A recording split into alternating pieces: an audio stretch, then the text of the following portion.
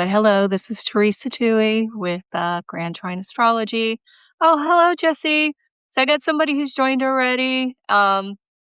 Make yourself comfortable. Oh, I got a few people joined already. Make yourself comfortable. Say hello. I do encourage everybody to chat with each other. And then I'll start talking. I'm going to give like 2-3 minutes for people to come inside. Okay, I got a few more. Yay.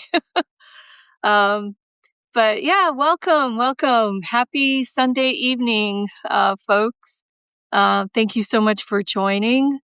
I'm going to start in a couple minutes and I'm going to go over some of the astrology of this week. And then, I'll do some mini readings for people. So should be fun. I'm a little nervous because I'm not used to speaking to a group of people where I can't see them. I'm really good about, freezing Hawaii. I didn't know it was cold in Hawaii right now. But, as you know, I used to live in the Virgin Islands and every now and then it would get a little cold, never freezing. But like when it hits like the 60s in like the Caribbean, like that's really cold. So, 73 degrees raining is cold. Yeah. 73 in Florida was great, but 50s was definitely cold. In Texas, it's like 40s is cold. But yeah. Okay. So we'll see if anybody else joins, that's great. If not, that's okay. I mean, I'm only 1 minute after. So I'm going to go ahead and just start talking. Feel free to ask questions. And, use the chat, talk to each other. You can ask me questions. And I'm going to go ahead and just talk about the astrology this week. I'm going to keep it pretty high level. And then I'll go from there. So we had Saturn go into Aries on February 13th. Now, as someone who has her natal Saturn in Pisces, I am so happy about this change. I know some people are happy, some people are a little apprehensive about it, but the main thing to remember with Saturn being in Aries is that it's in its fall. And you may be like going, oh, isn't it being in its fall a bad thing? Well, it's not comfortable, but sometimes that can be a good thing. Because like Saturn is very slow, it's methodical, it likes to create boundaries and limits, it's restrictive, where Aries energy is fast, impulsive, spontaneous, very energetic, but also somewhat naive. So when you have both of these energies together, they don't really belong together, but that kind of helps in a way because Saturn tempers the Aries energy and the Aries energy kind of loosens up the Saturn energy. So, but both energies actually have to do with leadership, and Saturn is about responsibility. So you definitely want to see where in your chart you have Saturn. I mean, where Saturn will be at. So you want to look what house is ruled by Aries. Like for me, it's my 10th house. So hopefully, I show some leadership skills over the next 2.25 years and, help grow my business more and be more responsible when it comes to my career and the things that I do. So you want to look to that part of your chart to see where it's going to be best. So like if your first house is in Aries, that would be on how you present yourself to the world without losing who you are. So you want to present yourself more responsible for the next couple years, more in a position of like leadership, but you don't want to lose your individual style. So like where Saturn can be kind of, conservative in a way. So let's just say you want to be seen as someone who can be taken seriously. Okay, well, maybe you are going to dress more business casual or more business-like in certain situations, but that doesn't mean that you're wearing a gray suit. You still want to make sure that Aries energy is showing. So maybe you you're wearing a suit, but it's a red one, or has a punch of color or something like that, where it's still showing your personality and who you are. So first house, it's not just about your appearance, it's also the way that you communicate and interact with others, where you may be taking on some more responsibility or tackling serious conversations or serious issues.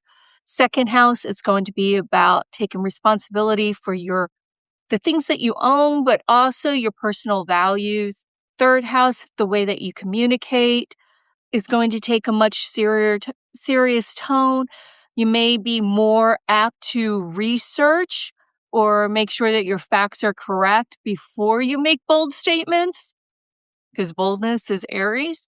Fourth house, it would be about family and home, taking some responsibility with the people that are in your household, taking care of your actual house, maybe even like making it more conducive to get work done, making it more efficient. Fifth house. Fifth house, when Saturn goes through the fifth house, that's a little bit tricky, but sometimes it can be really good. Like when Saturn went through my fifth house, the last time I did that, I met the love of my life. So even though the fifth house is dating and fun and play, it kind of makes those subjects a little more serious during that time, because I fell in love with an artist. He actually got serious because I was serious about his career as an artist, and up showing in a lot more places. And then I started painting and doing more artwork. So it becomes more like play, and your fun and your hobby can be actually turn into something that you take more responsibility for. And then also, during that time when I had Saturn going through my fifth house, I was dating a lot before that when Saturn was in my fourth house. And it's just around the time that Saturn went into my fifth house, it was like, I'm going to be a lot more choosy on who I went out with. So then I wind up meeting someone who aligned. When it went through my sixth house, I was getting recognized at work, but I was also taking on a lot more responsibility when I worked for a big corporation. So it tends to be where and you also, when Saturn goes through that sixth house, you want to make sure that you're taking care of your health, going to the doctor and, getting checkups and all that good stuff. When Saturn's going through the seventh house, your relationships can take on a serious tone. Some relationships tend to fall apart when Saturn goes through the seventh house, while others get stronger. And sometimes when you are in a relationship that's not quite committed yet, as Saturn goes through the seventh house, you wind up making a commitment. Through the eighth house, you want to be very conscientious of what you own. Um, you may have to deal with situations like last time Saturn went through my eighth house. I was the executor of my parents' estate. Both of them passed away while Saturn was in the eighth house. Now, granted, I'm older, so if you're younger, don't freak out over this.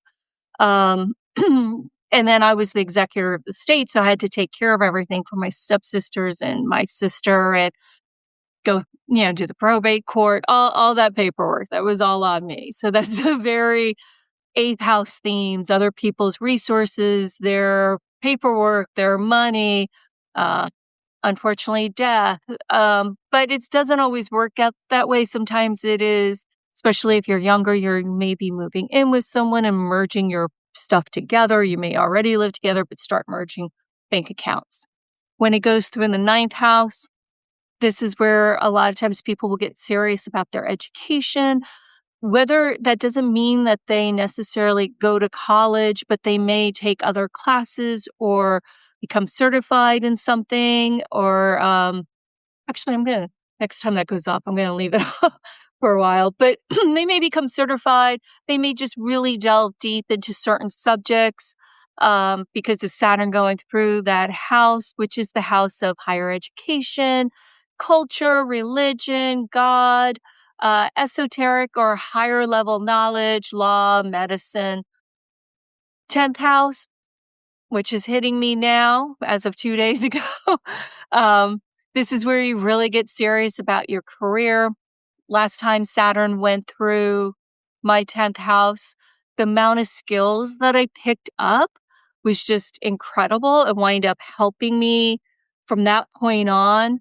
I mean, like I worked for a small company where I gained all these skills. And then when I went to work for a large company during Saturn being in my 10th house, I wound up staying there for 17 years and I did very well there because of all the skills that I picked up right before I joined them.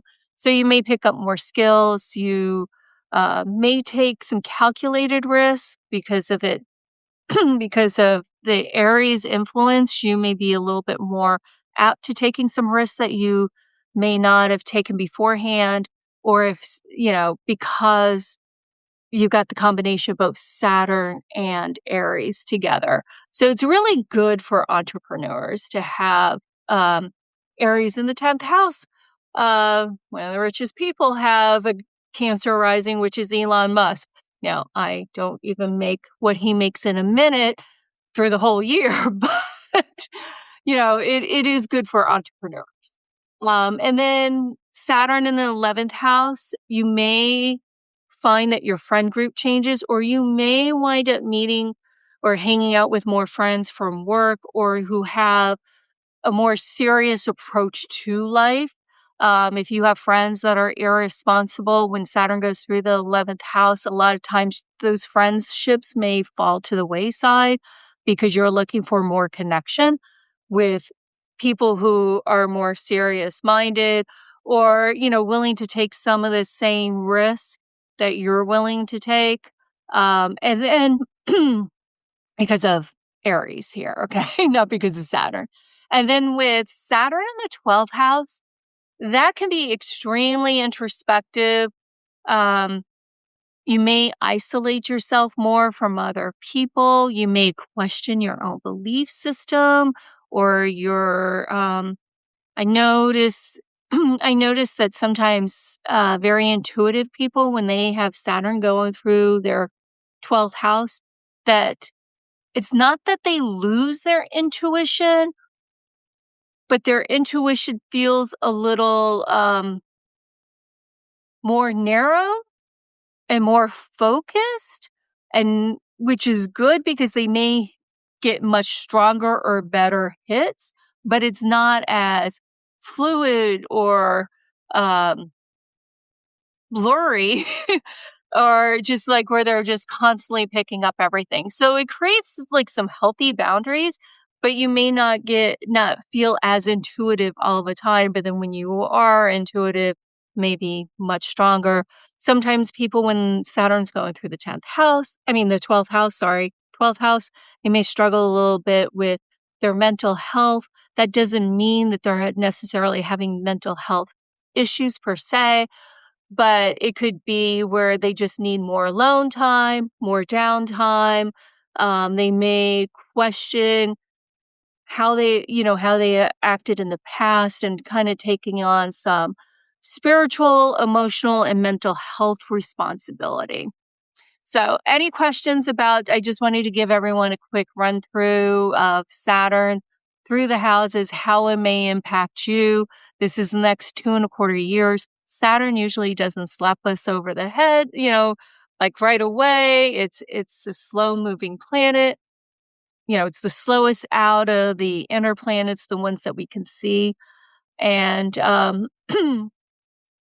but I think Saturn being in Aries is a good thing, just so you know. But I do have a bias with my personal Saturn being in Pisces. So that's just the high level overview of Saturn. But what I wanted to get into is the eclipse on the 17th. And this eclipse, I've already written about it. So this eclipse actually is oh gosh, I'm drawing a blank real quick. Oh, it's an annular eclipse. I couldn't remember the word off the top of my head. So we can't really see this eclipse. If you were to go to like timeanddate.com, which is a great website. So if you're ever really interested in like searching eclipses, Time and Date has the eclipse maps. And you can see the overlay of who can actually see any eclipse when they happen. And the reason why that's important is because eclipses kind of gain their strength and their impact based upon how much we can see it. So this one, it's really just like the South Pole that's going to see this, the very, very southern end. Not many people in the world will be able to see this. So, and oh, I see a comment. Okay, thanks. That was a great overview. Saturn will be moving through my six. I'm trying to be more consistent with exercise. Yeah, that's definitely a great thing with, especially with Aries. And I'm going to get more into that in just a bit. But yeah, Aries loves to exercise. Okay, so anyway, we can't really see this eclipse. So it may not be as impactful as other eclipses. Don't worry, we got plenty coming up the rest of the year. But I did go back because I love looking at eclipse cycles and going back with the Saros cycle number to see. So the last time that we had this eclipse was back in 2008. And I think everybody knows what happened in 2008, that we had the, big recession. Um, things were not good economically. And, so how does that relate to now? And things aren't that great economically right now, but yet we're not getting the clarity, though there was denial even in the Bush administration. So usually, especially in the United States, we're usually in a recession for a while before the government actually says so. But our government in the United States is very actively involved, regardless of who's the president, of always trying to prevent these natural cycles from happening. So we tend to feel the impacts before there's ever acknowledgement. But I went through some dates just to see what was happening. That last eclipse happened on February 7th. 2008. So what's the one of the first things that goes along with the economy that I see, which I believe that this eclipse is kind of showing us the same information, is that the Senate had passed 170 billion economic stimulus package. And it was, the vote from the Senate was 81-16 in the US. So here we already have discussion, of economics. And it was December of 2007, like when the recession became official. So here we are just a couple months later, and there's already a stimulus package. I think that the same thing's going to happen, or not exactly, but something similar. And it has to do with the Aries ingress chart for Washington, D.C. Sorry, I space out. But for Washington, D.C., we have Jupiter that's going to be in the second house. So I think there's going to be a stimulus or something that happens. It probably will not be what was done in 2008, just because it's different times, totally different people in the Senate and the Congress. But I think that something's going to be done. I just have no idea exactly what. But I do think that we're going to see something in the next few months. It could be as late as 7 months from now, because the Aries ingress chart's going to have Gemini as the ascendant, which makes it a mutable ingress chart. That energy tends to last for 6 months. So I don't want you guys to all be going, Theresa said we're going to get a $2,000 check in the mail because of this Jupiter. I'm not saying that's what it's going to be. Knowing this administration, it may be more like Reaganomics, where it's like trickle down, where we may not see anything. So I don't want to get your hopes up, but I do think that the government's going to do something to stimulate the economy this year. What they do, it's hard to say. But it would go back to the same eclipse cycle.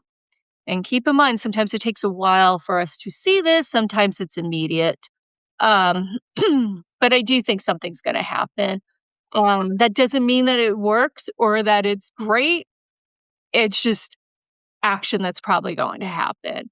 I do want to say that, in this eclipse cycle, what happened on February 10th is that there was the Democratic caucus for the U.S. presidential election, and Barack Obama won 15 out of the possible 24 delegates in the state of Maine.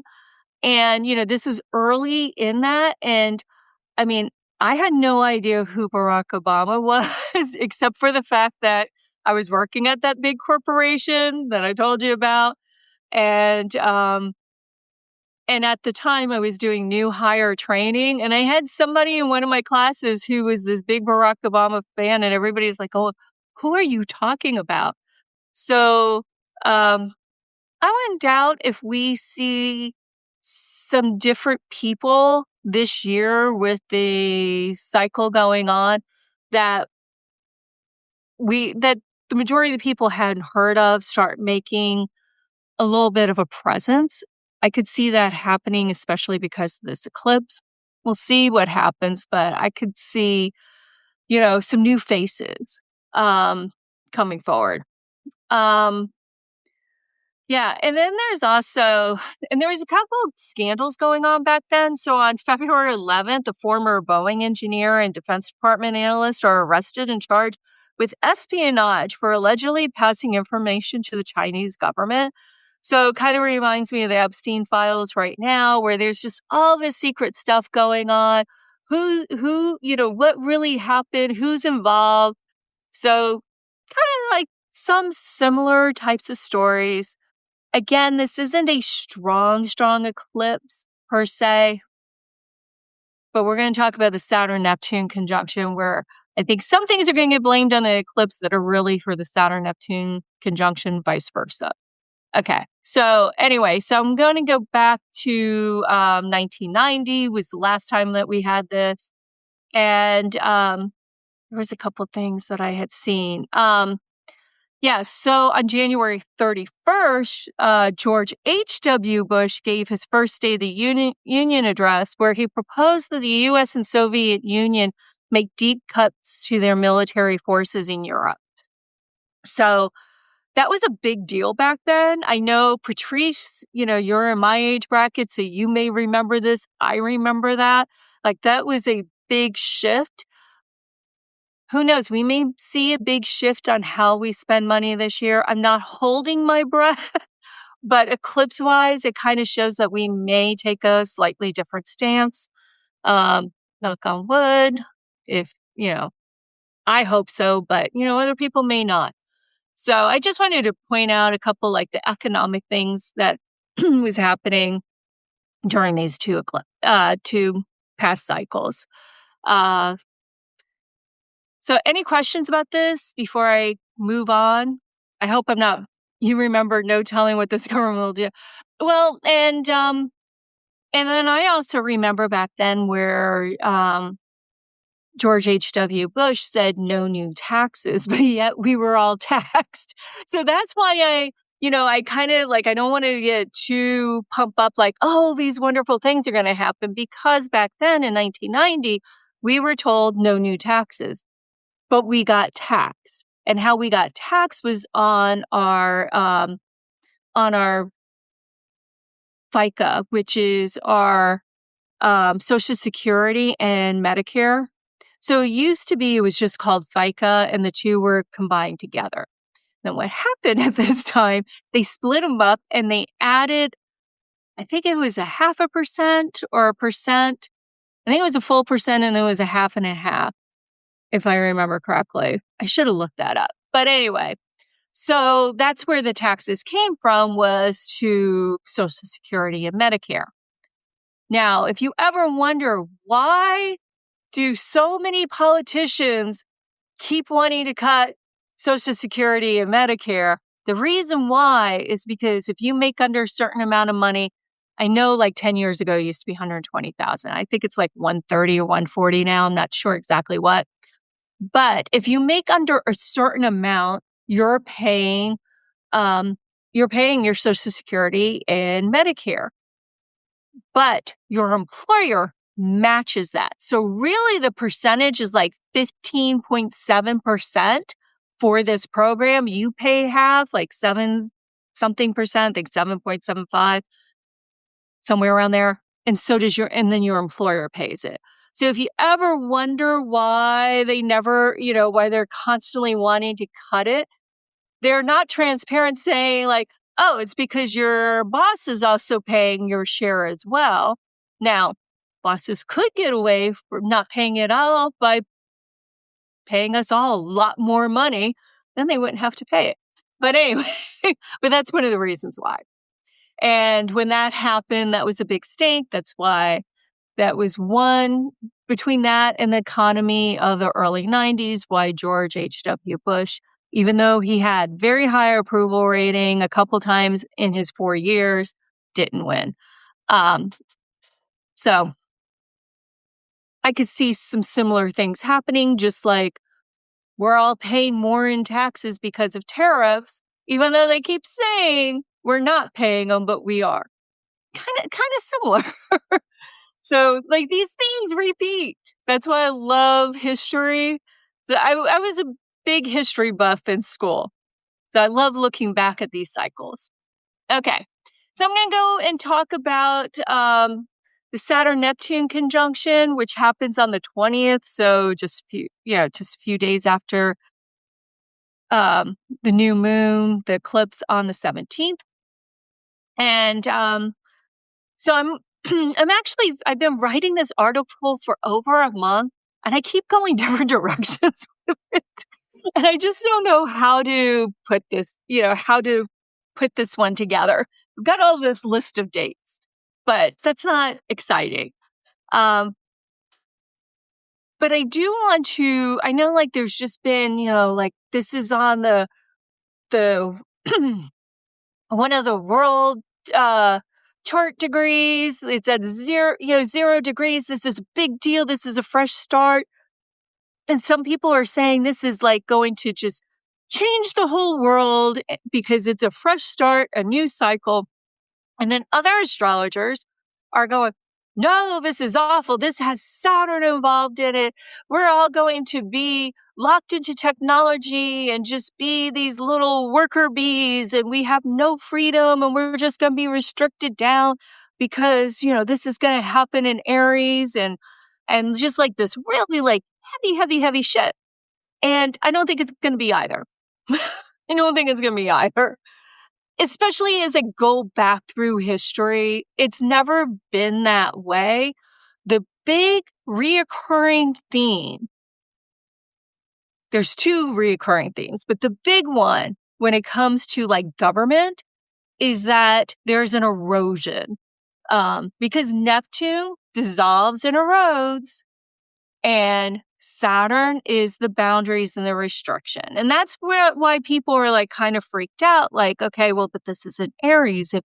If they're eroding the government or the authority, is that giving them also all this Aries strength?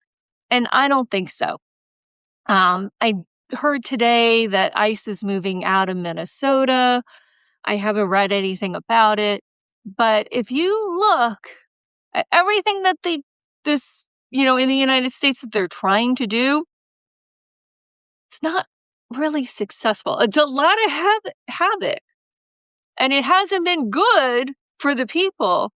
But it really, I don't think anybody would go down in history saying that this was a success. So I just, I think it is going to be a lot of change, but I think it's going to be a mixed bag. And I know that's like really like almost saying nothing. But I just think that this is one of the markers on how the United States is going to completely change what we think of as the United States. That doesn't mean that it's completely gone. So one of the things that when I was in high school, I was a pain in the ass, and I'm still a pain in the ass, but definitely in high school, I was a pain in the ass. So, I was in the ninth grade in 1980.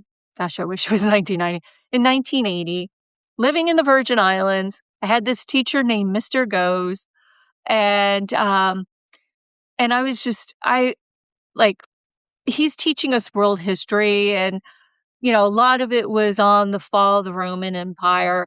And I was constantly raising my hand, and he would talk about like something going on with the money or something going on with the army or whatever the case may be. And I'm like raising my hand and going, well, that's what's happening right now in the United States. And he's like, we're not talking about United States history, Theresa. We're talking about world history.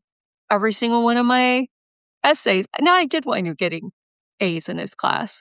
But every one of my essays, I was comparing and contrasting what was going on in world history with the United States. So I guess apparently, even as a young girl, I was still kind of seeing the erosion happening of the United States over the past, several decades. And I think with this Saturn-Neptune conjunction, it's going to be like, we're already experiencing it for the past year. We've been in orb for the past year. They're so close together already. The one day of February 20th isn't going to be the big this is the day where the United States changed. It's not going to be like that. It's going to be a couple decades from now where we look back and go, oh, during 2025, 2026, 2027, that's where we could see everything changing in the United States. So it's not going to be this big overnight thing. Rome didn't fall in one day, and we still have the city of Rome still exists. So this doesn't mean that the United States won't exist. It's just when it's going to change identity. And that's really where I think that's the best way to look at it. Now, in our personal charts, again, I already went through Saturn and the houses. That's going to give you some insight of Saturn, with Neptune being there for the next 7 months or so, right on top of Saturn. Just know that you may think that you're making these great strides and changes in each one of those, depending on where Saturn's in your house, but it may not be complete, maybe a little harder, or you may be deluding yourself a bit.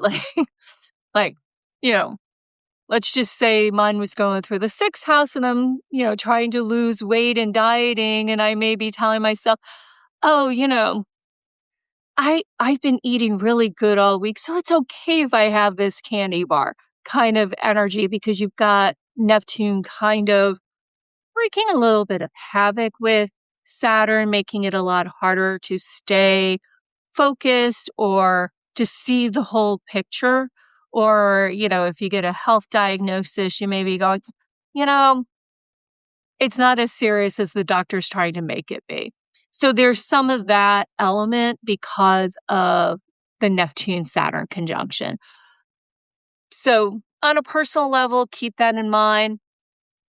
Because Saturn is the last of the planets that we can see, and then Neptune is beyond that, a lot of times those outer conjunctions have more to do with society or, our generation, more so than necessarily ourselves personally. That doesn't mean that we don't feel them, doesn't mean that they don't impact us, but it's not as strong usually as an impact as other as other conjunctions in our chart, especially with the personal planets and the luminaries. And we've been dealing with this energy for a year. It was just in Pisces. The big change is now it's going to be in Aries, which can give us a little bit of a chutzpah. Now, I do want to say something that I heard on Dabney Lawless's channel, which if you are someone who likes to watch YouTube channels of astrologers, I highly recommend seeking her out. Her first name's Dabney, last name is Lawless, Lawless. LESS. She's got a lot of great astrologers on her channel. Plus, she's pretty cool to begin with. She's really good when she gets very technical astrologers on and they're talking about a technique or a theory. She's really good at pausing them and asking a question or saying, okay, let me restate what you've said and just to make sure I understand it. And then she'll say it in a more layman's term. So she's a really good astrologer if you want to learn. So I highly recommend her channel if that's something you're interested in. But anyway, what was I going to say? So we do get this Saturn Neptune conjunction once every 36.4-ish years where it's exact. So every 36, 37 years, we're feeling the Saturn Neptune conjunction. Last time was 1989. So just a year before of the eclipse stuff I was mentioning. So we're having some repeated patterns here. And so, I mean, I've been through this conjunction before. Not everybody has, but there's usually two things, which I mentioned. So the first one is like an erosion of government. So again, 1989, we had Bush saying no new taxes, and then we wound up getting new taxes. But what else was I going to say? Oh, so when I looked last year when the two planets were both in Aries and the closest that they were together within 1 degree, that was the day that Trump restored the presidential fitness test in all public schools nationwide. Now, whether you believe in that test or not, I had to go through it when I was a kid. I hated it because I could never do the pull-ups. Could do everything else, but not the pull-ups. But anyway, so health is the second one. So we tend to see certain patterns. So I'm going to go through all the patterns real quick. So 1989, we had the Berlin Wall come down. So this was the collapse of the communist Eastern Europe governments. So it was these old structures that were falling down. Poland, Hungary, Czechoslovakia, and Romania all had revolutions. There was the Tiananmen Square protest and massacre. It was the end of the Soviet-Afghan War. And F.W.D. Klerk becomes the South African president and starts to dismantle apartheid. So these were structures that had been around for a while that were dissolving.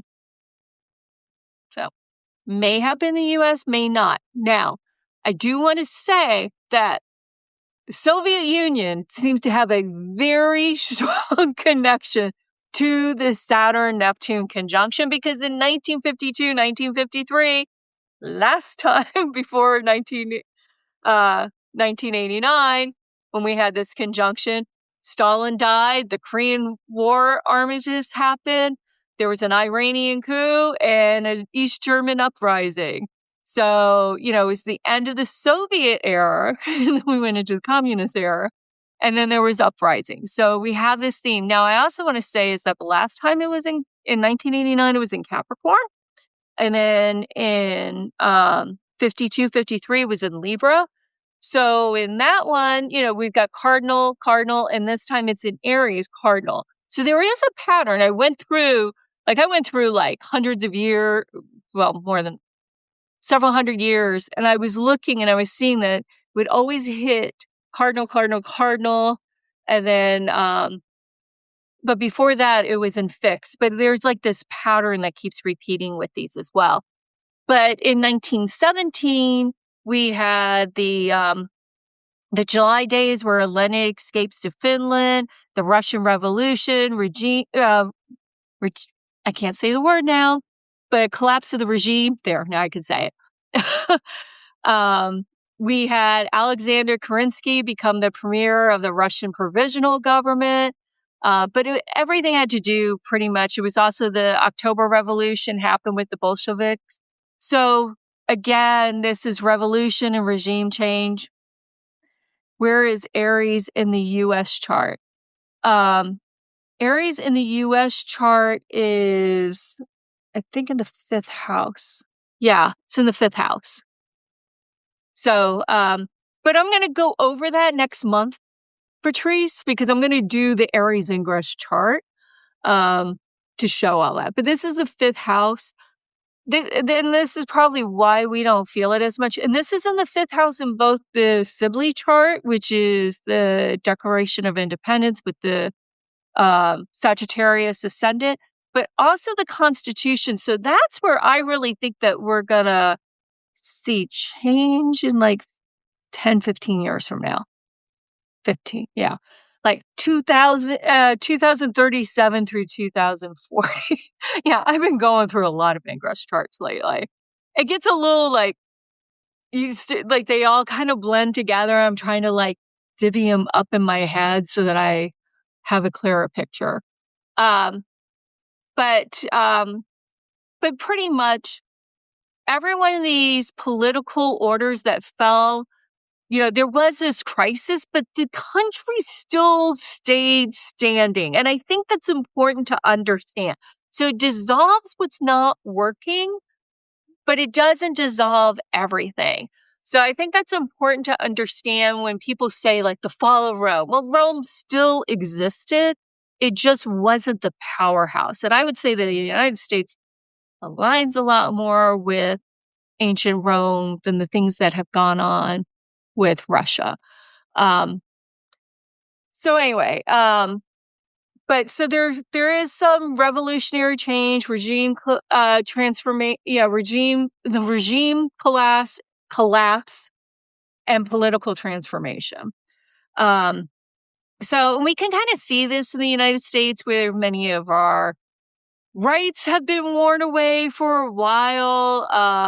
And a lot had gone under the radar. And I think one of the things that's coming up, like everybody's very focused on the Epstein files, and I totally get it. And my heart goes out to every single victim.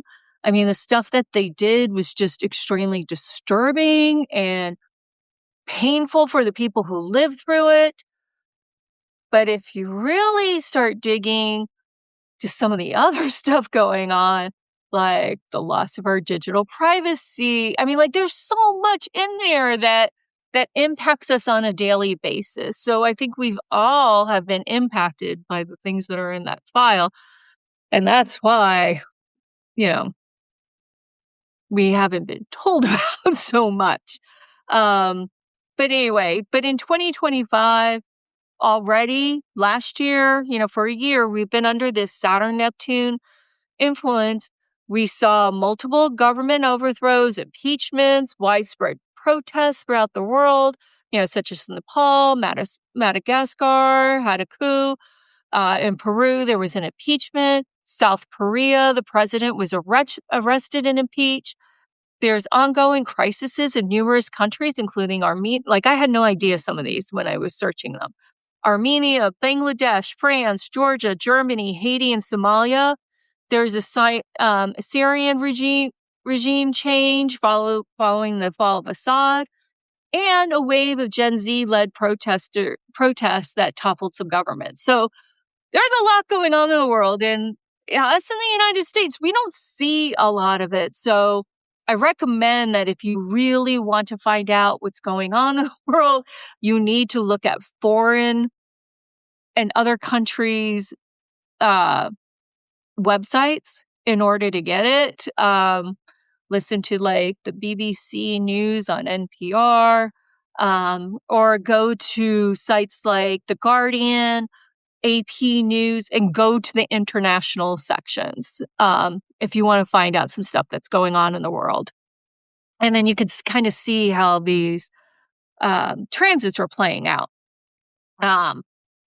Okay, so the other thing that I wanted to point out, I just want to do one more thing and then I'll start doing mini readings. So one of the positive things that I really want to talk about is that for the past like 12 years with Neptune in Pisces, 13 years, there's just been a lot of commiserating. A lot of people like, oh my gosh, the government's so bad. And yeah, it is. I'm not like disagreeing.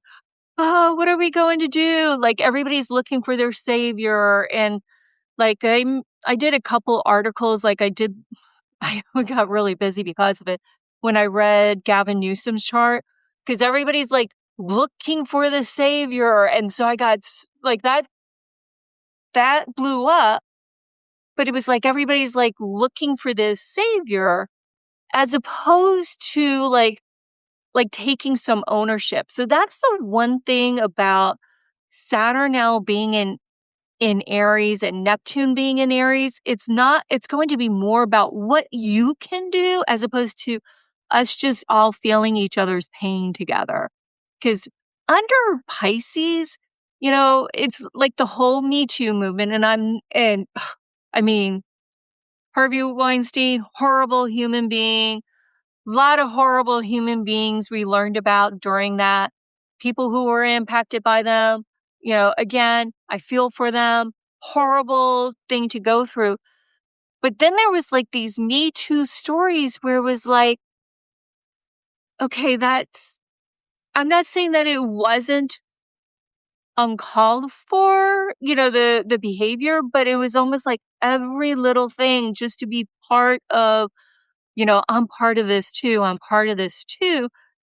As opposed to anyone saying, okay, what are we going to do about this? And kind of like changing and taking I'm not saying taking ownership for what other people do to you, but taking like charge of like, okay, what can we do to change this and prevent this from happening again? Besides just all like wallowing in this or waiting on that one special person.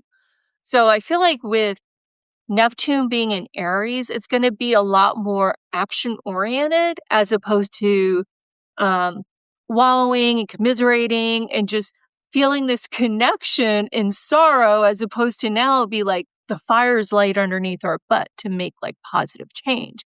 And now granted, Sagittarius is different than Aries, but it's both fire signs. When Neptune was in Aries, this was during the time period where like John Walsh, America's most wanted, but like he was an advocate for missing and exploited children. And then I can't remember her name, but the woman who started Mothers Against Drunk Driving. It was a lot more about like grassroots and like, this ain't, nobody in government or there's no savior out there. So we got to do it ourselves. So I think that's the positive thing to really take from the energy right now is that ownership with with Saturn and not being so lost in the sea, being in Pisces. Now we're in Aries with Neptune. We're not so lost that we're going to get more done. And I think we need that, and don't get me wrong. I'm all like, I've got a Pisces moon, Pisces Saturn. I love to float into like the ethereal, and we're all like, let's go sit around and just sing songs around the campfire and kumbaya. Like that's all me. Like that's my vibe, but it doesn't get us anywhere. So we need this Aries energy. The last time that the conjunction was in Aries was in 1703. So I wanted to look back and then I keep going, but I promise I'm going to start doing readings in just a second. Gosh, I'm talked a lot already. I was only planning on doing 30 minutes. I'm almost at 40. No, I'm almost at 50. Okay. But anyway, let me just quickly say this and then I'll move on. But back then, one thing that I did see like to current events is that England's Recruiting Act went into effect, which provided forcible enlistment of able-bodied unemployed men into the English Army and Royal Navy. And this was to fight Queen Anne's War in North America. So this is what happened in England. And what I thought was funny about this is that it kind of relates to the funding and recruitment procedures of ICE agents and how ICE agents are forcibly removing people from society. So I kind of feel like this parallel of that Saturn-Neptune conjunction in Aries, that this kind of ties in to the United States, and especially since this war was fought with the United States before the United States was the United States. So, okay, there's a few more things, but I think you guys got this. So, any questions? And then who wants a reading?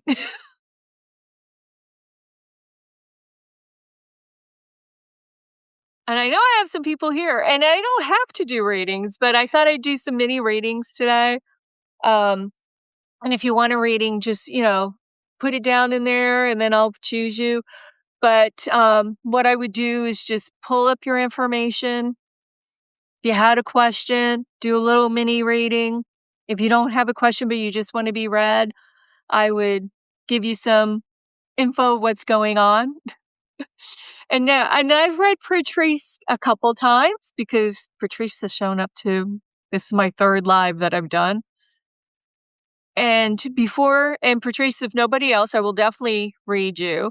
But I do want to ask the people who are here that if you are getting something out of this, let me know. If this is not what you signed up for, that's okay too. And I was thinking about doing this on Zoom going forward, just because I can share my screen.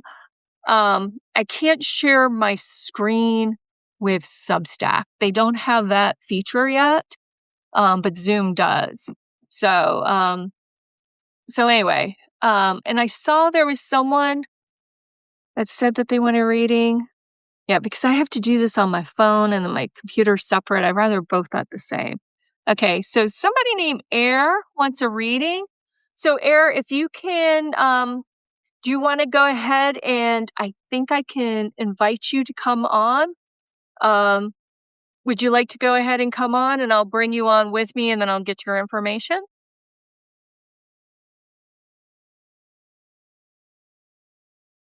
Let me go ahead and invite you.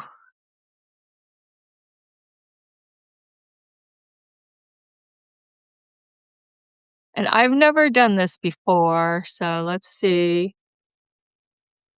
Okay,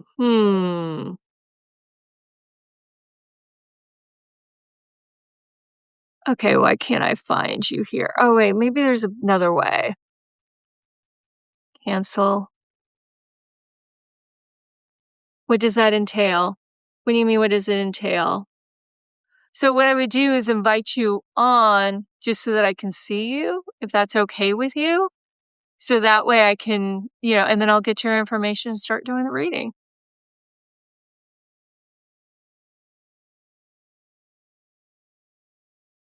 Oh, here we go. Now I figured it out. This is my first time doing this way.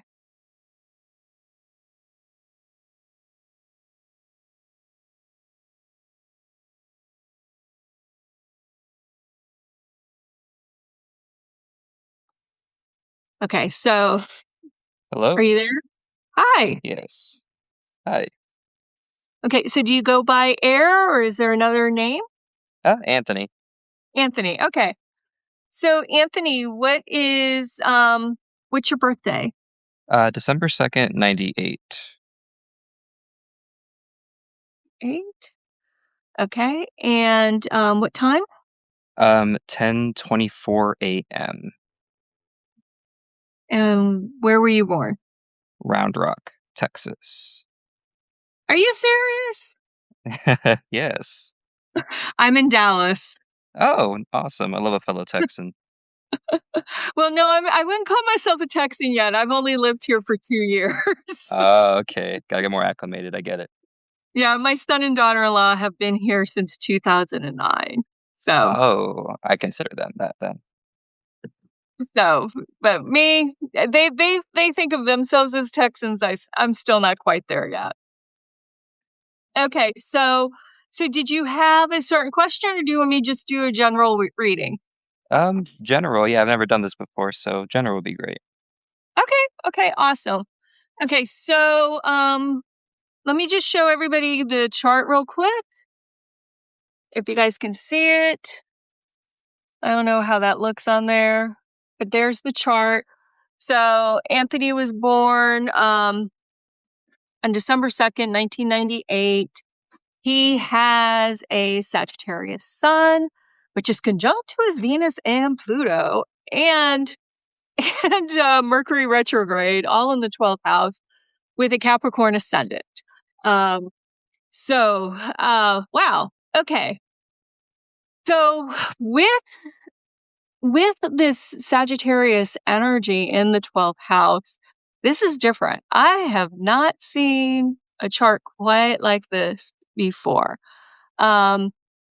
So whenever the sun is conjunct to Pluto, you tend to have, people tend to have a pretty strong personality, but it's in the 12th house. So you may feel much stronger, especially with Venus right there in that conjunction, especially when it comes to the way that you feel about other people. It may be quite intense. But because it's in the 12th house, you may not show it as much as you feel it. And then with Mercury in retrograde, so first of all, only like 17% of people have Mercury in retrograde. It is out of the personal planets, it is the most common of the retrogrades. Usually I find people with Mercury in retrograde, and by the way, your Mercury's in Sagittarius, so it is in its it's in its stability. I can never remember if it's the fall or the detriment. I don't know why I can never memorize that one, even though my Mercury is also in it. But anyway, it's in its detriment. Okay. So anyway, but it is in retrograde. So that kind of helps out a Mercury Sagittarius. So most likely, Anthony, you probably have a lot of stories in your head, meaning that when you look back at life, it's not just like facts. There's usually an interwoven story in the way that you think. Your mind probably doesn't shut off. You probably think a lot about spiritual things or just like very deep philosophical, what's the meaning of life kind of subjects. With it in retrograde, though, you may not express it immediately because you need to think about things first, especially in that 12th house. So it may be quite private to you, these thoughts that you have. I do find that a lot of writers, and you may even do writing on your own from time to time, but a lot of writers actually have Mercury in retrograde, especially writers who tend to self-edit. But I wouldn't doubt if when you're sending emails at work or any kind of communication, you probably think it through first, and you may even double check it to make sure that it's right before you send. You also have, hold on, I'm just looking at a few things. Your moon is in your 5th house. To Taurus. I'm just looking at a few things. So I'm just going to, if you don't mind, I'm going to bring up your parents real quick, if you don't mind. So your sun is in the 12th house and your moon is in the 5th house. They are not even, they're really not seeing each other. Usually when I see this is that, so the sun represents the father in the relationship and the moon represents the mom. Usually when I see sun and moon not really making any aspects because it's not even making it in conjunct, that usually tells me that the parents may have been quite different from each other. Not the opposite, but just different. Where people may look at your parents and be like, how in the world did they get together? Like it may not make sense. Sometimes with the sun in the 12th house, the dad may not have been around much. Is that true? Like, is that the way that you would say that your parents were? Yeah, everything's so spot on so far. Okay. Sorry, I can't see you. I don't know if Oh, you showed yeah. your face not, or because I usually look at people when I talk just to see like like am I off? Oh no, Route? it's hidden. It's hidden. Okay. Yeah. With the moon in your 5th house, especially your moon being in Taurus, your mom I wouldn't doubt if you're like if you have brothers and sisters, which you may because you do have Jupiter in the 3rd. But if you do have brothers and sisters, you may be mom's favorite, even if she doesn't say it. Uh, That sounds but accurate too. but there could be some issues though with the two of you at the same time because you do have Chiron in opposition. So there may be like an underlying tension sometimes between the two of you. But I do think that you are definitely her hopes and dreams because of that trine going over to both the Ascendant and Neptune here.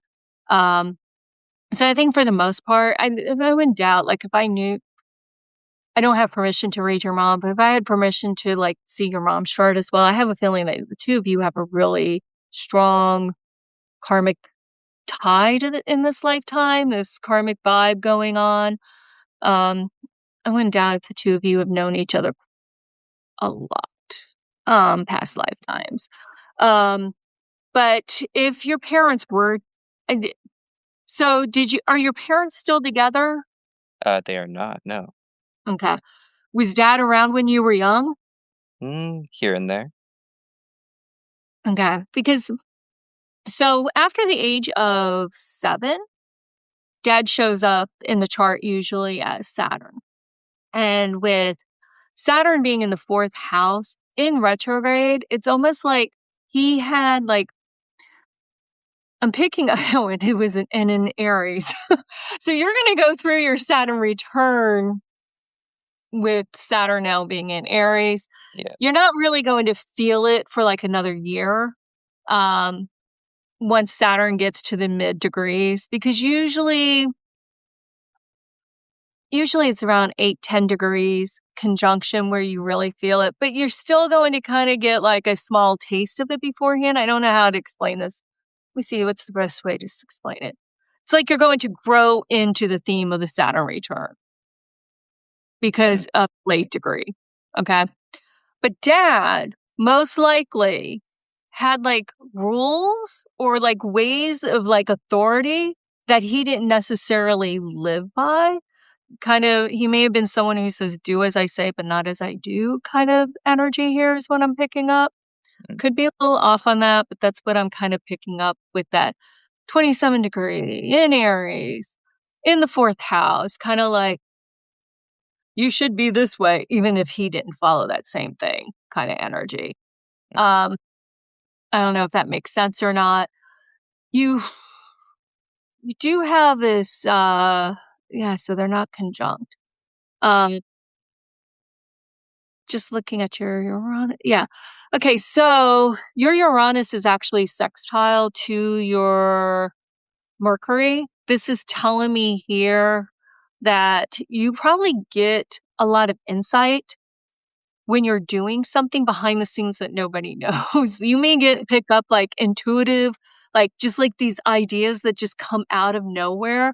And some of them may even be like technology kind of ideas or programming or something of that nature where you just like kind of figure something out when you're usually by yourself doing something else, and then all of a sudden like it just comes out of nowhere where you're getting this information and it's like, whoa, where'd that come from? But it's usually right.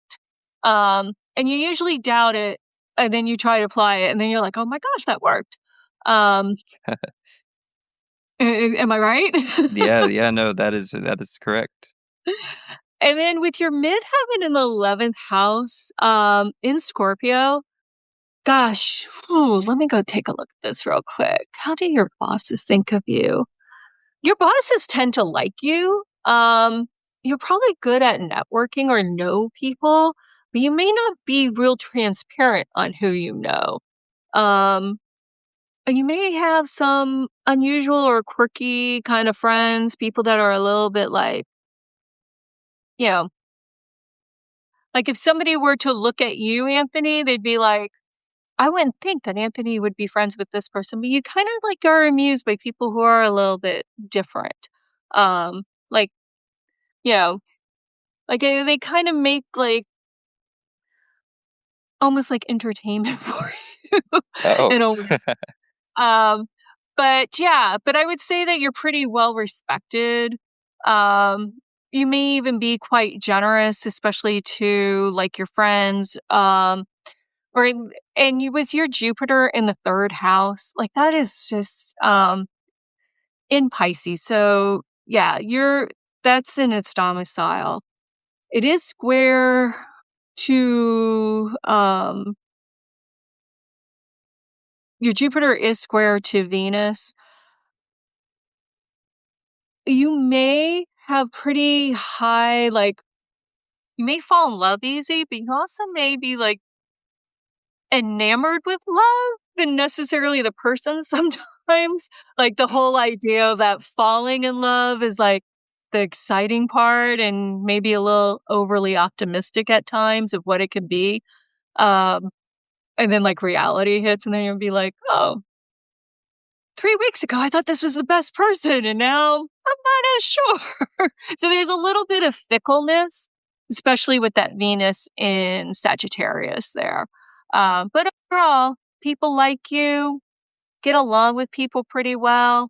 You may keep your cards a little close to the vest, especially with that Saturn Saturn ascendant. Um, and your ascendant is square um to Saturn, so people tend to take you pretty serious. But you also but with the moon trine there, they take you serious, but they also feel like they can get to know you, though it may take a while for them to do so. But you're pretty practical and grounded, especially when you first meet people. Mhm, mhm. So how was I? That was very, very insightful and very accurate, I would say. Appreciate that. Okay, did you have any questions or anything else you want me to look at with your chart?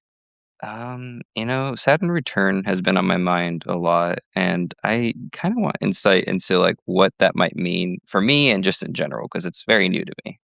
Yeah. So Saturn returns are usually big pivot points. Um, I do find that because because of my age, I've been through two of them now. Okay.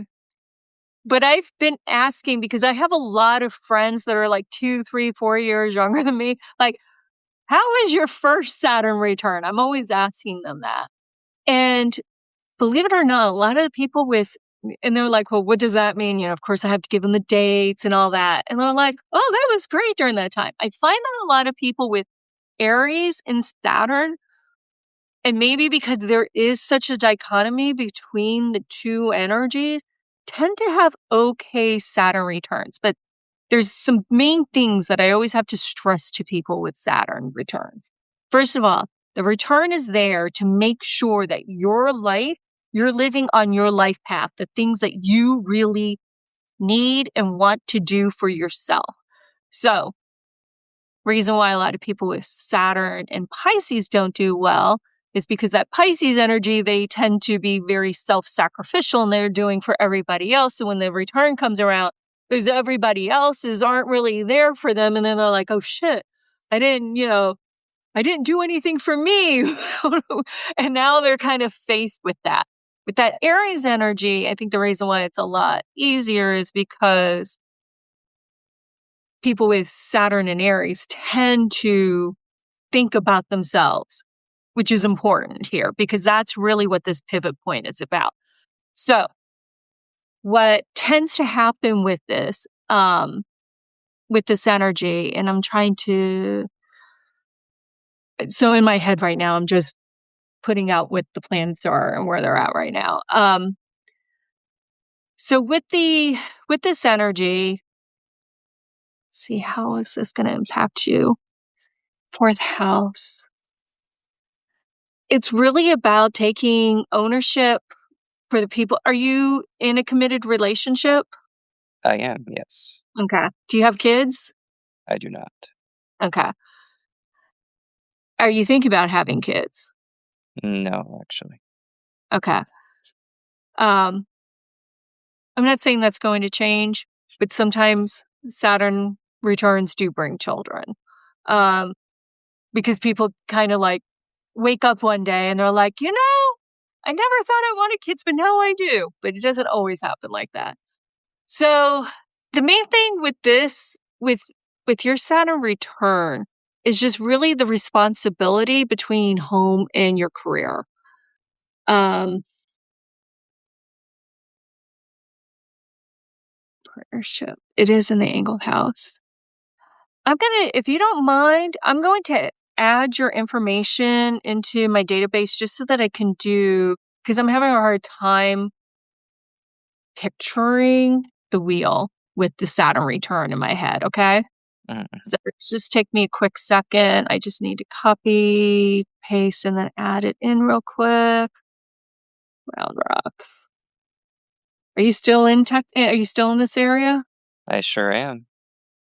I have a friend who lives near you. Um, we met when I lived in Omaha for 2 years a long time ago, and we met then. And then both of our kids lived here, and she moved here a few years ago, and then I moved here. Um, okay, so I'm gonna add you in. This just takes me a few moments. And I'm just gonna call you Air and put this in. Sometimes I'm really good about visualizing, and other times my head just like gets stuck on the visualizing of the other chart. So just in case of you were wondering what I'm talking about is so your birth chart is me looking at your actual chart itself, but with the Saturn return, that's a transit. So then I want to do a bi-wheel. I was trying to imagine the bi-wheel in my head and what would impact you. And I just was having a hard time doing that. And I just made a mistake. Come on, Theresa, what's going on with you?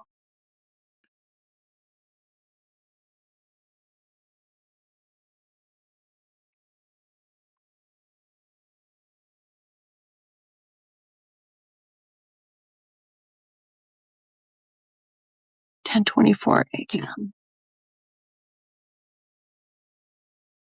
Okay, I'm gonna have this in just a second. 4 a.m. Round Rock.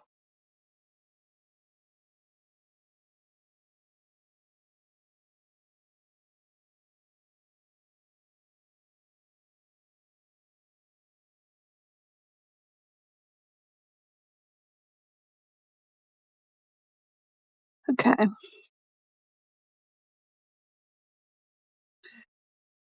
So now Hellenistic astrologers do believe that the Saturn return starts when Saturn enters the same house that your Saturn's in. I don't really I don't believe that 100%. I'm more of a modern astrologer. I think that the impact usually starts when when they're in conjunction to each other. So your your Saturn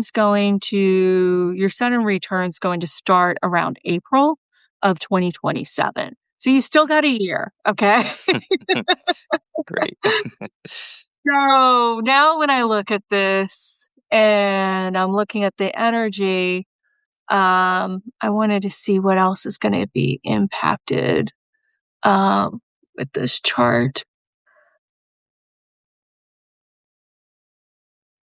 Your Saturn's very much tied into your nodes. It's trying to your north node. I would say for you, I'm going to pull up one of my documents real quick. For you, I would really focus over the next year so that you're prepared on your north node. And I'm going to give you some information on that real quick. So your north node is in Leo, and you really want to be focusing on your individuality and taking center stage, which is kind of weird because your sun is in the 12th house.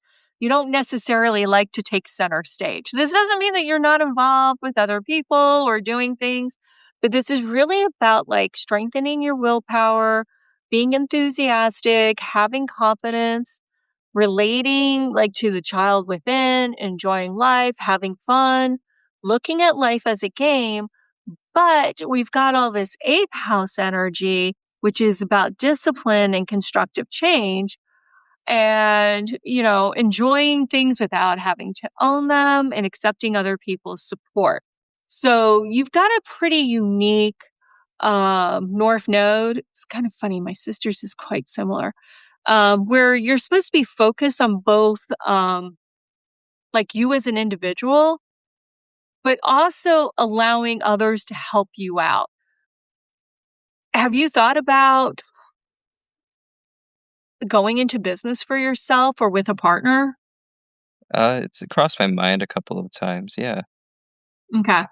That could be and I'm going to tell you why. So I didn't just throw this out here, okay? Because I'm looking at the nodes and I'm like going, oh, what are you supposed to be doing? And also, by the way, you are going to be going through your nodal opposition at the same time as you're going through your Saturn return. So, eighth house is merging of property, resources of things together. And this is why I asked like a business partner here, because you're also called to like take on some responsibility and ownership, but like filling like maybe one of your own dreams. But you may need money from other people in order to do it. So this is really a time for you to figure out. And if you can figure it out before your Saturn return, it usually makes it easier of what you really want to do in life. So if you want to be self-employed, if you've got a business idea, I would go with that. And I would also, and you've got Mars in the second house and in opposition to Neptune right now. I mean, you got Mars, I said second house. Your Mars is at 2 degrees in the 10th house in opposition to transiting Neptune. This is time really to start taking action for what your hopes and dreams are. So that by the time that you're in that Saturn return cycle, that you can at least be working towards it. This doesn't mean that you mastered it right away, but at Mm. least working towards it. And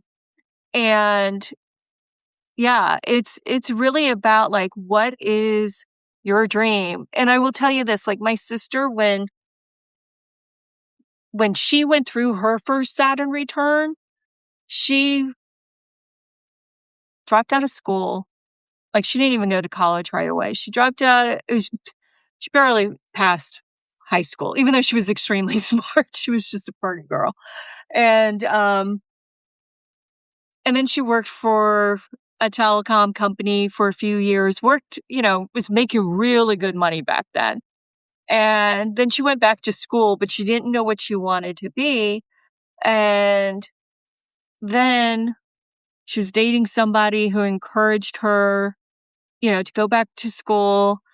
And then she decided to be a physical therapist. And she wound up going to school while to be a physical therapist during the time of her Saturn return. So it was the end part of this long-term, finally like doing something for herself. And the people that she met back then, she's still friends with. And it wound up being her dream career. So whenever I ask her, she's like, oh yeah, it was great. This is the best time of my life, because she was following what she wanted. And that's really, looking at your chart here, I can't stress that enough, especially with that South Node going to be conjunct your North Node and vice versa. Like you're going to need to get money from someone else to do it. But I think that you can, especially at this time, you're going to have Jupiter in that 8th house to help you. So yeah, whatever it is, if you haven't started writing out a plan, I would start writing out a plan and start working towards it. But that's going to make it the best. Now, what happens when we don't follow what we want? Almost usually things you get through the Saturn return. It seems like you're hitting every single wall because Saturn's trying to get you back on track. And sometimes we go through losses because of it. No, and I'm not trying to scare you or anything, but it's just Okay. like, it's almost like you just keep, and that doesn't mean that you can't go through losses even if you're starting a new business, because there's always loss in the beginning. But you may go through these hard times without anything to show for it at the end. So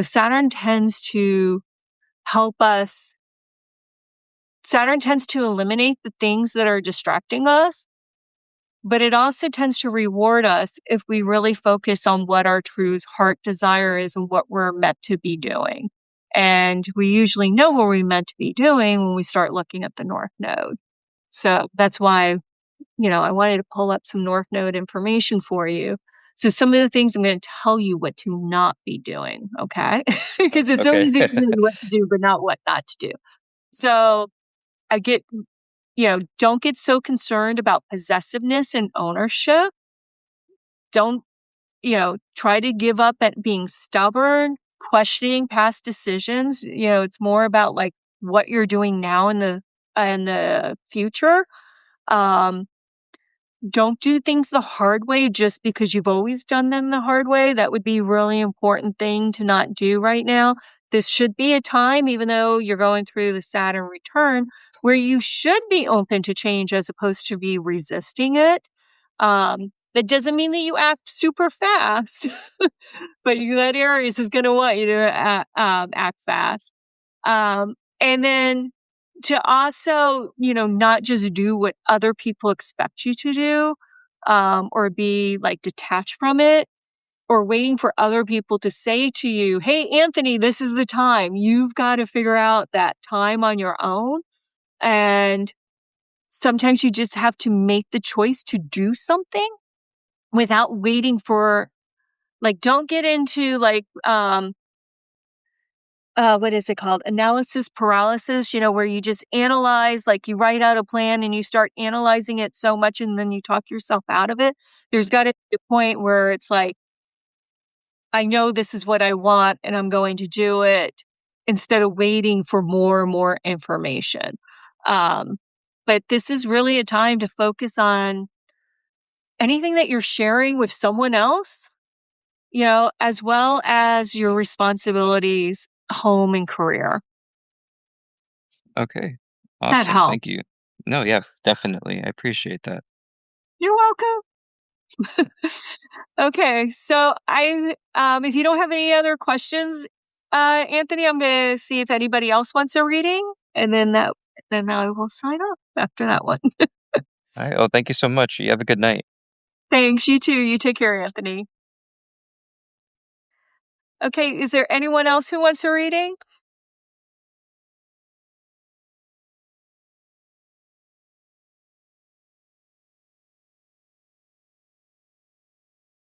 Patrice, you want to come on?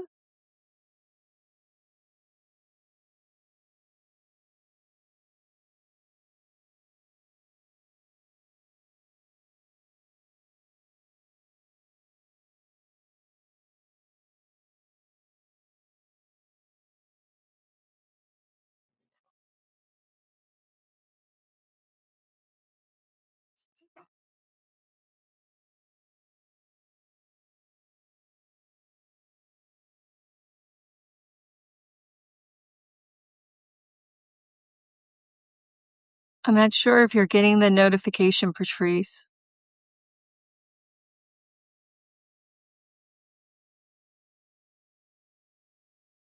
Okay, so I just have a couple of quick questions. Oh, there you are. Hey. Me a while to figure it out. Yeah, it took me a while too. Well, I have your chart up, so that makes it nice and easy. Well, let's see.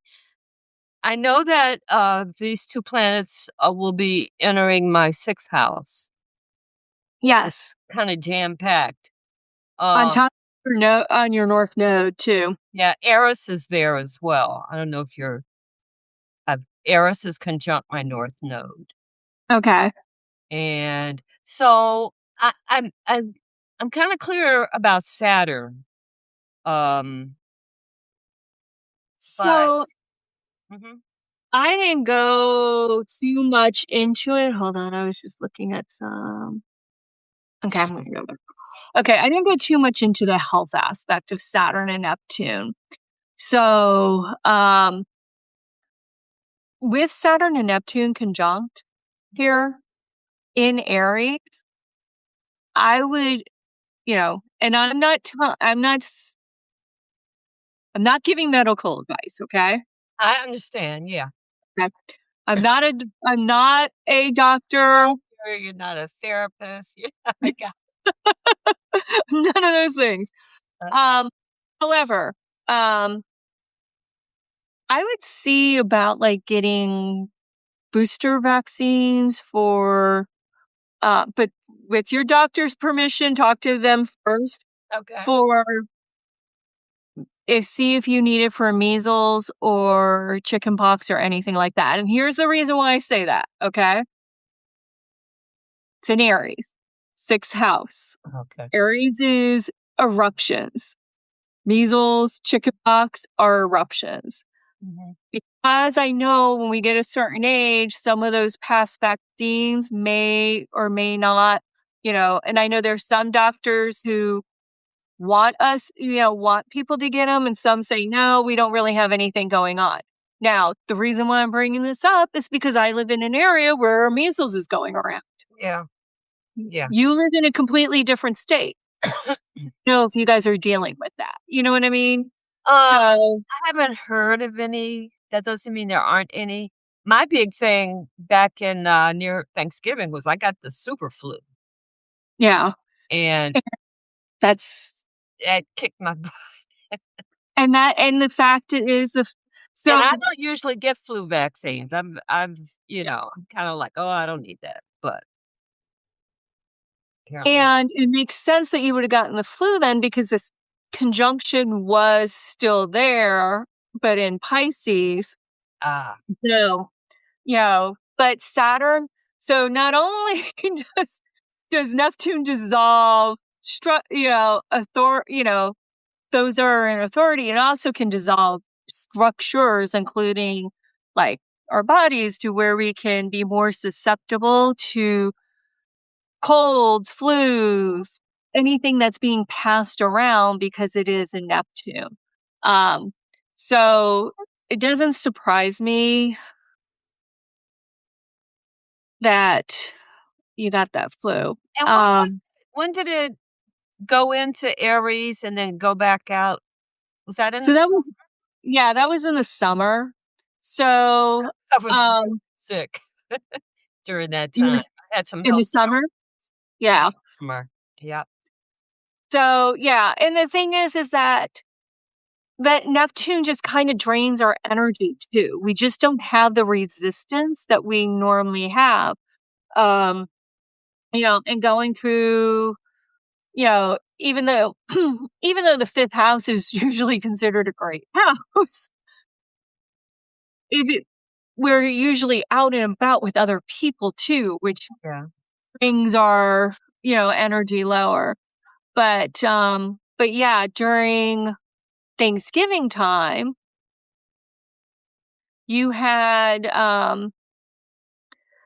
both of them were, let's go see what else was going on here. You had Uranus on top of your sun. And this was in opposition to your Mars. So so you getting sick around that time does not surprise me. That conjunction. I would definitely get checkups over the next few months. Follow doctor's orders. Sunblock. Anything to do with heat, I'd be careful of because of Aries, headaches.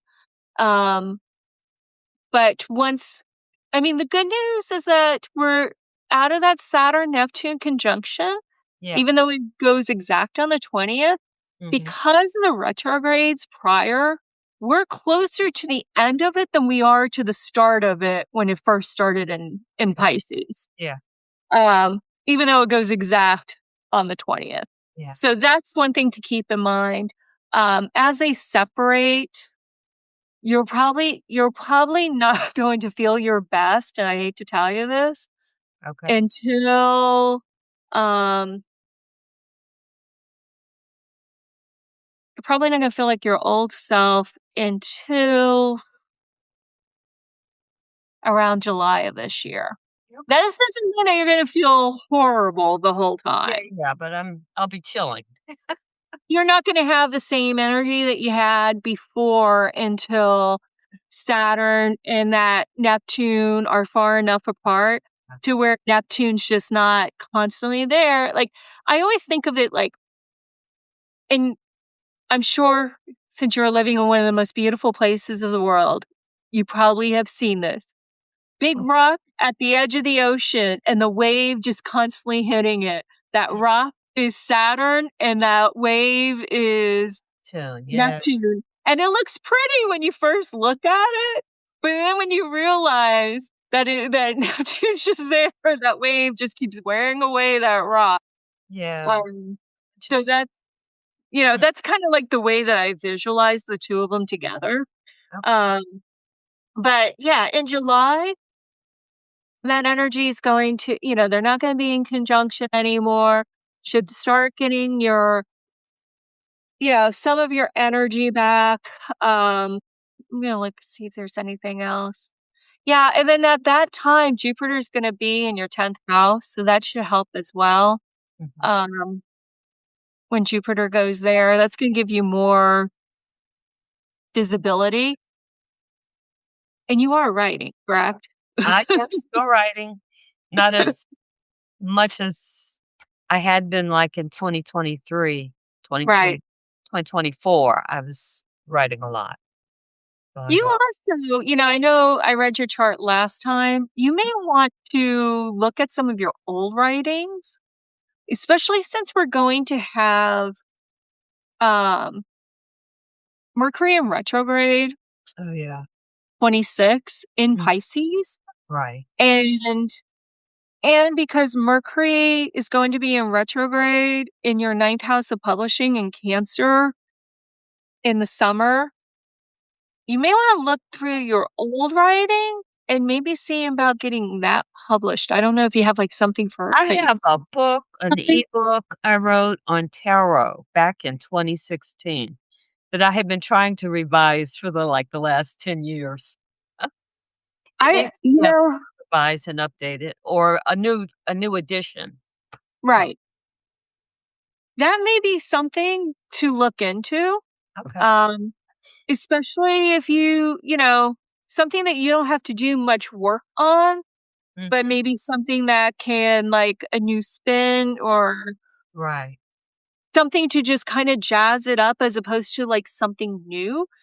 Mhm. Um And but that's yeah, what I've been doing on Substack. I mean, I've been republishing and, kind of updating some articles that I used to have on an old tarot website. yeah, Figure I'll do that for now because it doesn't involve a whole lot of energy to come up right. with new stuff.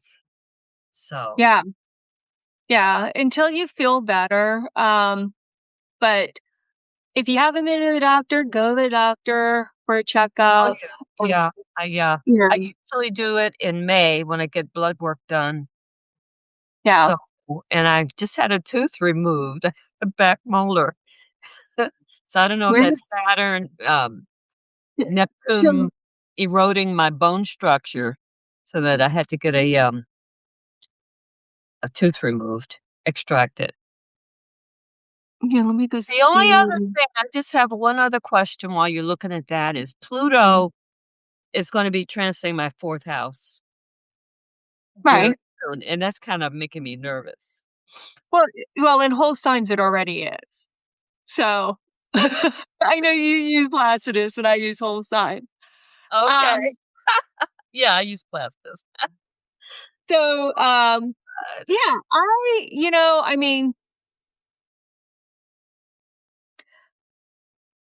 I mean Pluto, let's see. I mean, Pluto went through my 4th house when I was a kid. How was it? When I was a kid, so Pluto is natally in my, uh, 3rd house. So, I mean, Pluto went through my 4th house as a kid. It's a time of transformation, Yeah. but, transformation, I mean, like, I had a pretty good childhood, I mean, I was dramatic, um, but, I had a lot of successes as a kid, I was a dancer and, which, you know, I was on stage a lot. Wow. Um, had a lot of friends, fought with my sister, like all those kid things that you do. Um, you know, with Pluto going through your 4th house, the opposite house there is the 10th. So, this is like your second career and you're going to have, I mean, it's not going to be for a while now, but that Pluto opposition, like 10 years from now, this really can be the time, especially as Jupiter moves into, let's go look. When Jupiter is in that 10th house, it's going to be in opposition to your Pluto. Mm-hmm. There could be a big payoff on something that you publish. Oh, okay. So, because it's close enough to your midheaven, When is I that? mean, When is Jupiter? so Jupiter moves on July 1st. It's going to move into your 10th house, into Leo. And yeah, I mean, that's going to be in opposition to to transiting Pluto. Right. It's going to be, it's going to be making conjunction to your midheaven. You know, this could be where you get like some recognition for the things that you've done in the past. That's Oh. why I was bringing up, because I know last time that we talked, which was a few months ago, Mm-hmm. you didn't bring up not feeling well. And I saw like, oh, it looks like you could publish things and like it could start paying up. So, with, you know, Jupiter in the 9th is great for publishing. Jupiter in the 10th is great for getting known for whatever you're doing. Right. Okay. This gives me something to look forward to. So, and then the North Node's going to also be conjunct to your natal Jupiter, which is in its domicile. So, Yeah. yeah. Sounds So that good. was good. And Anthony, I had a baby at my first Saturn return. Going back to- Yeah, but your Saturn isn't in, your Saturn's in the 11th house opposite the 5th house. Well, I had a baby with Well, if he doesn't want kids. one kid. That's that's all I can handle. Anyway, Yeah.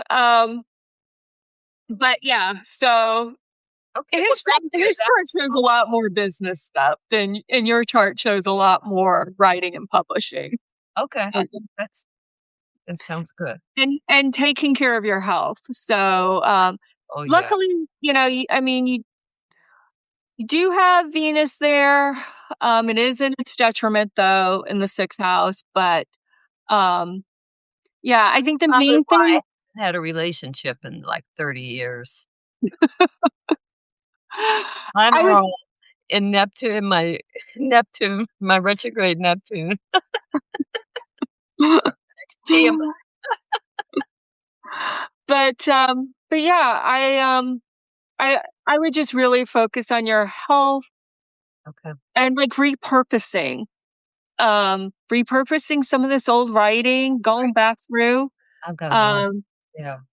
because I know you've been writing for a long time, so you probably have, and Anthony, Patrice does have her Mercury also in retrograde. So that's Right. the theme today is Mercury in retrograde. And I didn't even cover Mercury retrograde today. Yeah. It's you've done a lot, and we really appreciate it. I hope I didn't bore you guys. Not at all. It's hard just talking without like somebody mirroring back. Like when I'm writing, Yeah. I can go back and reread it and go, oh, that sounds stupid or whatever the case may be. But when I'm talking and I'm used to like talking in front of someone, I admire people who are really good at speaking to the camera and not needing the feedback back to see how they're doing. That just, maybe one day I'll get that. I haven't gotten it Yeah, yet. but they all have teleprompters, so. So any other questions, Patrice? No, that's it. Thank you. Okay. Well, thank you, Patrice. So I am going to just address everyone real quick. That was my last mini reading, but I want to keep doing these. I hope you guys got something out of it today. And, but I am thinking about doing these on Zoom, but I'm still not sure. I mean, I know on Substack, I can send this out to people. So I may send out a poll and asking people if they would prefer Substack or Zoom.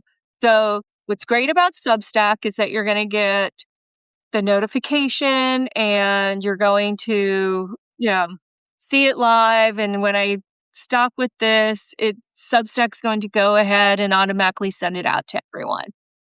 What I like about Zoom is that I can not record it. And then we can have a more looser conversation, if you know what I mean. And, because it's not out there, you know what I'm saying? And not record it. So that's the benefit. Also, Zoom's easier for me. I mean, I can learn this. I'm just not used to using my phone Yeah. because, I'm used to being in front of the computer. But yeah, I mean, there's pluses and minuses to both. And, but I'm thinking about doing these once a month until I get bigger. And then if I get bigger, then go to every other week. And then if I get real big, hey, I wouldn't mind doing one of these every week and just do a bunch of mini readings each time. So anyway, I'm still thinking it through, but if anybody has any feedback or input, what you would like, because, you are my paid subscribers and I greatly appreciate you. So whatever it is that you want from me, let me know. Send me a message, make a comment, what you would, on any of the videos or my post, because, I can easily entertain myself any given day by my own writing. Yeah. But that doesn't mean that that's what you guys want. So, so I'd love the feedback because I want to make my subscribers happy. So, anyway, I hope everyone takes care. I hope that I kind of gave you guys a little bit of a balanced perspective of this conjunction and a reminder that we've been going through it for a while, even though it's very easy to hype up. But there we are in a lot of change. And I am going to definitely do next month. I want to go through the Aries ingress charts because that shows it's a Hellenistic technique that really narrows down, but also it's overarching energy of what to expect with the government. So I think it's a good way, like the government, the people, and what's happening. And that's what I do think I want to do on Zoom, just so they can show the chart and make it more like a looping type of thing. So anyway, take care, everyone. I hope you have a great day. I hope everybody had a happy Valentine's Day. And again, I appreciate you. And my phone's ready to die. So bye-bye.